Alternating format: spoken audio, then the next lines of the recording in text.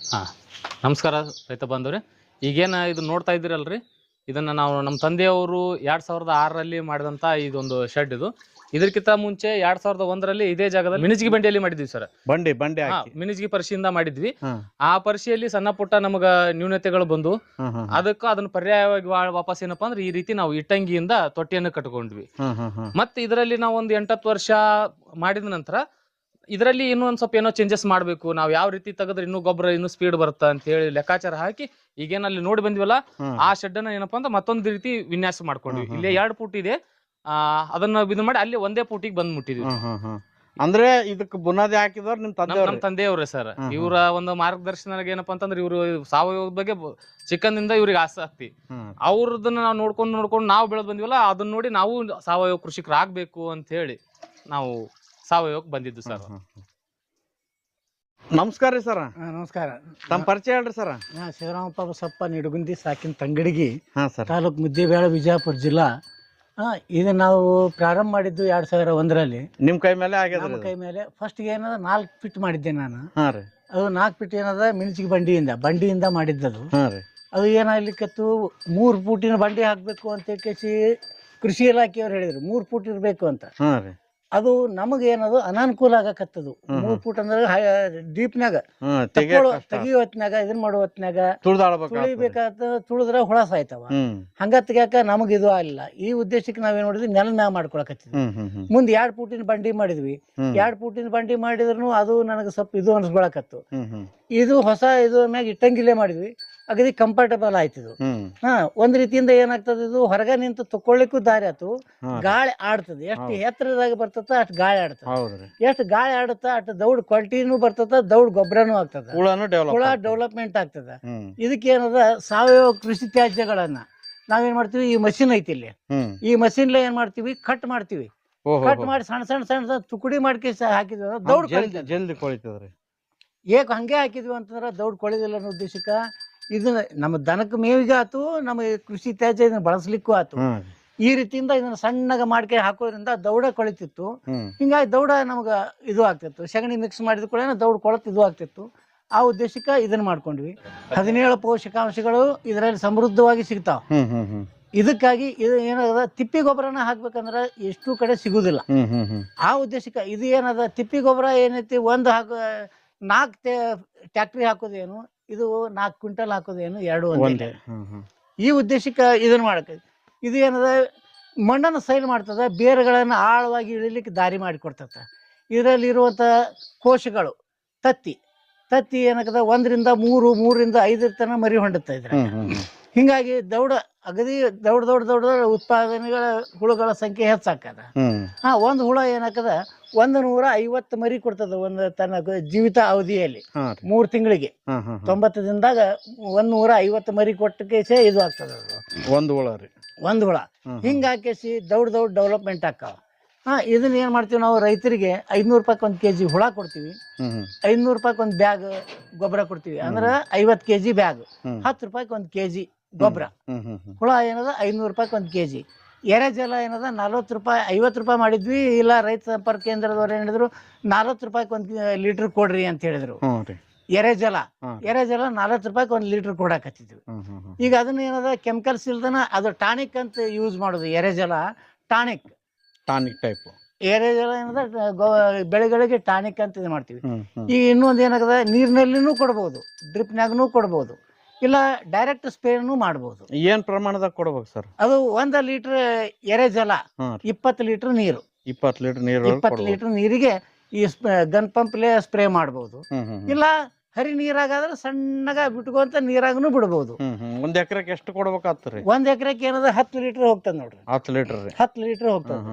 ಅದರಿಂದ ಏನೇನ್ ಪ್ರಯೋಜನಗಳಾವ್ರಿ? ಪ್ರಯೋಜನ, ರೋಗ ನಿರೋಧಕ ಶಕ್ತಿ ಹಾಕದ, ಮತ್ತು ಏನಾಗದ, ಬೆಳೆಗಳ ಅಗದಿ ಟಾನಿಕ್ ಬರ್ತಾವ. ಈ ಟಾನಿಕ್ ಹೊಡಿದಕ್ಕಿಂತ ಇದು ಎರೆಜಲ ಹೊಡಿದ್ ಬಾಳ ಬೆಸ್ಟ್. ಇದರಲ್ಲಿ ಮಾತ್ರ ಅಗದಿ ಮತ್ತೊಂದು ಏನಾಕದ ಅಂತಂದ್ರೆ ಯಾವುದೇ ರೋಗಗಳು ಬರೋದಿಲ್ಲ ಎರೆಜಲ ಸ್ಪ್ರೇ ಮಾಡೋದ್ರಿಂದ. ರೋಗ ಕಂಟ್ರೋಲ್ ಆಗ್ತದ. ಸರ್ ಇಲ್ಲಿ ಅಲ್ಲೆಲ್ಲಿ ಗುಂಪಿ ಸಗಣಿ ಹಾಕಿರಲ್ರಿ, ಕಾರಣ ಏನ್ರಿ ಇದು? ಕಾರಣ ಈಗ ಎರೆಹುಳುಗಳು ಈಗ ಗೊಬ್ಬರ ಸೋಸ್ಕೊಂಡಿವಿ, ಹಾ ರೀ. ಸೋಸ್ಕೊಂಡ್ಮೇಲೆ ಈ ಸದ ಅವಕ್ಕ ತಿನ್ನಕ್ ಡೈರೆಕ್ಟ್ ಆಹಾರ ಬೇಕು. ಈ ಸದ ಹಾ. ಆಹಾರ ಬೇಕನ್ನೋ ಉದ್ದೇಶಕ್ಕೆ ಏನ್ ಮಾಡ್ಬಿಡ್ತೀವಿ, ಅಲ್ಲಲ್ಲಿ ಸಗಣಿ ಹಾಕಿರ್ತೀವಿ. ಹಸಿ ಅಂದ್ರೆ ಸಗಣಿ. ಸಣ್ಣ ಮರಿ ಹಾ ರೀ. ಇವಕ್ಕ ಏನಾಗ್ಬಿಡ್ತಾವ, ಡೈರೆಕ್ಟ್ ಮೊದಲ ಏನದ ಸಗಣಿ ಆತಂದ್ರ ದೌಡ ತಿಂತಾವ. ಆದ್ರೆ ಬಿಟ್ಟು ಹಾಕೋ ಉದ್ದೇಶ ಏನು, ಗಾಳಿ ಆಡ್ಬೇಕು. ಗಾಳಿ ಆಡ್ಬೇಕು. ಒಮ್ಮೆ ಹಾಕಿದ್ರೆ ಗಾಳಿ ಆಡ್ಲಾರ್ದಂಗಾಗಿ ಹುಳಕ್ಕೆ ಪ್ಯಾಕ್ ಆದಂಗಾಗಿ ಹುಳ ಸಾಯ್ತದ. ಆ ಉದ್ದೇಶಕ್ಕೆ ಬಿಟ್ಟು ಮತ್ ಇದು ತಿಂತು ಈ ಕಡೆ ಬಿಡುದು, ಮತ್ ಈ ಕಡೆ ಸೈಡ್ ಹಾಕೋದು, ಮತ್ ಬೇರೆ ಕಡೆ ಹಿಂಗ ಅಲ್ಲೆಲ್ಲ ಗಾಳಿ ಆಡುವಂಗ ಬಿಟ್ಟು ಹಾಕೋದ್ರಿಂದ ಏನಕ್ಕದ, ಹುಳಕ್ಕೂ ಡೆವಲಪ್ಮೆಂಟ್, ಅವಕ್ಕೂ ಆರೋಗ್ಯ ಇರ್ತಾವ, ನಮಗೂ ಗೊಬ್ಬರ ದೌಡ್ ಹಾಕದ. ಒಳ್ಳೆ ಉಪಾಯ ಸರ್. ಸರ್, ವಿಶೇಷವಾಗಿ ಸಾವಯವ ಕೃಷಿಯಲ್ಲಿ ಎರೆಹುಳ ಗೊಬ್ಬರದ ಎಷ್ಟು ಮಹತ್ವ ಅದ್ರಿ? ಎರೆಹುಳ ಗೊಬ್ಬರ ಮಹತ್ವ ಭಾಳ ಐತ್ರಿ. ಯಾಕಂತಂದ್ರೆ ಈಗ ರಾಸಾಯನಿಕ ಹಾಕೋದ್ರಿಂದ ಭೂಮಿ ಏನಕ್ಕದ ಬಿರುಸಾಕೋತ ಹೋಗತ್ತ, ಸೌಳ ಆಡತ್ತ. ಮತ್ತು ಪ್ರತಿ ವರ್ಷ ಏನದ ಮಣ್ಣಿನ ಫಲವತ್ತತೆ ಕಡಿಮೆ ಆಗ್ತದ. ಇದಕ್ಕೆ ಹಂಗಲ್ಲ, ಇದಕ್ಕೆ ಫಲವತ್ತತೆ ವರ್ಷ ಹೆಚ್ಚಾಕೊಂತ ಹೋಗದ. ಪ್ರತಿ ಸಲನೂ ಹಾಕುವಂತ 3 ವರ್ಷ ಕಂಪಲ್ಸರಿ ಹಾಕಿದ್ರೆ ಮುಂದೆ ಯಾವುದೇ ಗೊಬ್ಬರ ಹಾಕುವಂತ ಅವಶ್ಯಕತೆನೂ ಬರೋದಿಲ್ಲ. ಆ ರೀತಿ ಡೆವಲಪ್ಮೆಂಟ್ ತಾನೇ ಆಗಿಬಿಡ್ತದ ಅದು.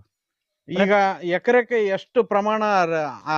ಈಗ ಒಣ ಬೇಸಾಯಕ್ಕ 2 ಕ್ವಿಂಟಲ್ ಹಾಕ್ತಿವಿ ಎಕರೆಕ, ನೀರಾವರಿಗೆ 4 ಕ್ವಿಂಟಲ್ ಹಾಕ್ತಿವಿ. 4 ಕ್ವಿಂಟಲ್ ಹಾಕ್ತಿವಿ ನೀರಾವರಿ. ಇದನ್ನ ಪ್ರತಿ ಸಲನು 3 ವರ್ಷ ಕಂಪಲ್ಸರಿ ಹಾಕಿದ್ವಿ ಅಂತ ಮುಂದೆ ಯಾವುದೇ ನೀವು ಗೊಬ್ಬರ ಹಾಕುವ ಅವಶ್ಯಕತೆ ಬರೋದಿಲ್ಲ. ಮಣ್ಣು ಫಲವತ್ತತೆ ಅಷ್ಟ ತಂದು ಕಾಯ್ಕೊಂಡೇ ಡೆವಲಪ್ಮೆಂಟ್ ಹಾಕೋತ ಹೋಗತ್ತ. ಒಳಗಿನ ಎರೆಹುಳುಗಳನ್ನ ಮತ್ತ ಏನ ತಾವೇ ಇದು ಹಾಕೋತ ಬರ್ತಾವ. ಮಳೆಗಾಲದಾಗ 3 ಫೂಟ್ ಅಡಿಯಲ್ಲಿ ತಳಗ ಇಳಿತಾವ. ಬೇಸಿಗೆಗ ಅಂತಂದ್ರೆ 3 ಫೂಟ್ ಇಂತಾನ ತಳಗ ಹೋಗ್ತಾವ. ಹಿಂಗಾಗಿ ತನ್ನ ತೇವಾಂಶ ಇರುತ್ತಾನು ಅಲ್ಲೇ ಒಳಗ್ ಉಳಿದ್ ಬಿಡ್ತಾವ. ಸರ್, ಈಗ ಹಿಂದಿನ ನಿಮ್ ಕಾಲದಲ್ಲಿ ಮಾಡಿದಂತ ಕೃಷಿನೇ ಬೇರೆ, ಈಗ ಮಾಡ್ತಿರುವಂತ ಕೃಷಿನೇ ಬೇರೆ. ಈಗೆಲ್ಲ ಆಟೋಮೆಟಿಕ್ ಬಂದ್ಬಿಟ್ಟದ್ರಿ, ಎಲ್ಲಾ ಮಷಿನ್ ಬಂದ್ಬಿಟ್ಟವ. ಎಲ್ಲಾನು ದೊಬ್ಬಿಡ್ತಾರ, ಸುಟ್ಟು ಬಿಡ್ತಾರ, ಹೊಲ ಕ್ಲೀನ್ ಮಾಡಿಬಿಡ್ತಾರ, ಮತ್ತೆ ಗೊಬ್ಬರ ತಂದು ಸುರಿತಾರ. ನಿಮ್ ಕಾಲದಾಗ ಹೆಂಗಿತ್ತು, ಈಗ ಅದನ್ನ ಯಾವ ತರ ಇಂಪ್ರೂವ್ ಮಾಡ್ಕೊಂಡು ಹೋಗ್ಬೇಕು ರೈತರಿಗೆ ಏನ್ ಹೇಳಕ್ ಇಷ್ಟಪಡ್ತೀವಿ? ನಾವು ಯಾವುದೇ ವಸ್ತುಗಳನ್ನ ಸುಡಬಾರ್ದು. ಅದನ್ನ ಅಲ್ಲೇ ಭೂಮಿಯಾಗ ನಾವು ಮಲ್ಟಿಪಲ್ ಮಾಡ್ಕೊಂಡು ಕೊಳೆಯಾಕ್ ಬಿಡಬೇಕು. ನಾವು ಮೊದಲ ಹತ್ತಿ ಕಟ್ಗಿ ಕಡಿಸ್ತಿದ್ವಿ. ಹೌದ್ರಿ. ಹತ್ತಿ ಕಟ್ಗಿ, ಈ ತೊಗರಿ ಕಟ್ಗಿ ಕೋದ್ ಕೇಸಿ ಅಲ್ಲೆಲ್ಲ ಇದನ್ನ ಮಾಡಿಸ್ಬಿಡ್ತಿದ್ವಿ. ಈಗಿಲ್ಲ, ಒಮ್ಮೆ ಹೋಗಿ ಸುಟ್ಟು ಬಿಡ್ತಾರೆ. ಟ್ರ್ಯಾಕ್ಟರ್ ಒಂದ್ ಕಡೆ ದೊಬ್ಬಿ ಕುಟ್ರೆ ಹಾಕ್ತಾರ, ಬೆಂಕಿ ಹಚ್ತಾರ, ಸುಟ್ಟು ಬಿಡ್ತಾರೆ. ಸುಟ್ರೆ ಅಲ್ಲಿ ಮಣ್ಣಿನ ಫಲವತ್ತತೆನೂ ಸುಡ್ತದ, ನಮಗ ಕೊಳೆಯುವಂತ ವಸ್ತುಗಳನ್ನು ನಾವೇ ಕುಂತ್ ನಾಶ ಮಾಡ್ತೀವಿ. ಅದಕ್ಕೆ ಕಬ್ಬಿನ ರೌದಿ ಸಹಿತ ಸುಡ್ಲಾರ್ದನ ಇದನ್ನ ಮಾಡ್ಬೇಕು. ಈಗ ಎಲ್ಲಾರು ಸುಡುದನ್ನ ಹೆಚ್ಚು ಮಾಡಿಬಿಟ್ಟಾರ. ಸುಡಬಾರ್ದು, ನಮ್ಮ ಅಭಿಪ್ರಾಯ ಸುಡಬಾರ್ದು.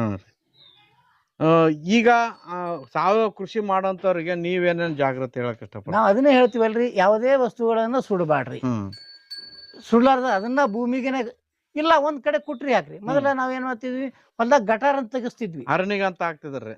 ನಮ್ಮಲ್ಲಿ ಗಟಾರ ಅಂತ 6 ಫೂಟ್ ಒಳಕ, 10 ಫೂಟ್ ಒಳಕ ಹಿಂಗ್ ಮಾಡ್ಕೇಸಿ 40 ಫೂಟು 20 ಫೂಟು ಹಿಂಗ ಅಗಲಿಗೆ ಮಾಡ್ಕೊಂಡು ಅದಕ್ಕನ ಎಲ್ಲ ಹೊಲ್ದಾನು ಕಸ ಕಡ್ಡಿ ಎಲ್ಲ ಹೋಗಿ ಅದಕ್ಕೆ ತುಂಬಿಡ್ತಿದ್ವಿ.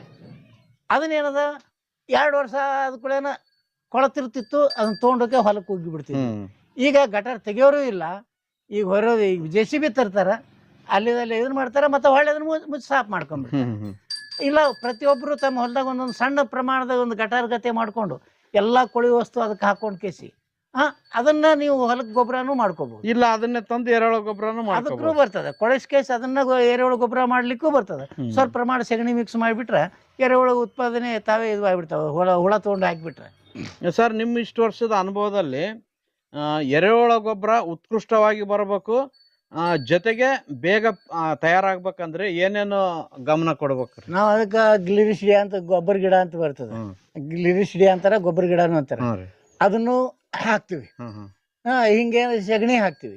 ಹಿಂಗಾಗಿ ಅಂದ್ರೆ ಕೊಳೆಸ್ ಕೇಸಿ ಇದನ್ನ ಮಾಡ್ತೀವಲ್ಲ. ಮತ್ತೊಂದು ಕೆಲವೊಂದು ಟ್ರಿಕ್ಸ್ ಅಂತ ಅನ್ನಕೇನು, ಅದಕ್ಕೆ ಸ್ವಲ್ಪ ಕಡ್ಲೆ ಹಿಟ್ಟು, ಸ್ವಲ್ಪ ಬೆಲ್ಲ ಹಾಕೇಸಿ ಅದನ್ನ ಇದಕ್ ಮಾಡ್ರಿ, ದೌಡ ಇದು ಬರ್ತದ, ಉತ್ಪಾದನೆ ಮರಿಗಳ ಉತ್ಪಾದನೆ ಹೆಚ್ಚಾಕತ, ಗೊಬ್ಬರ ಕ್ವಾಲಿಟಿನೂ ಹೆಚ್ಚಾಕತ, ಅದ್ರ ಜೀವಾಣುಗಳನ್ನ ಅಭಿವೃದ್ಧಿ ಆಗ್ಬಿಡ್ತಾವ. ಓಕೆ ಸರ್, ತುಂಬಾ ಧನ್ಯವಾದಗಳು ಸರ್. ನಮಸ್ಕಾರ.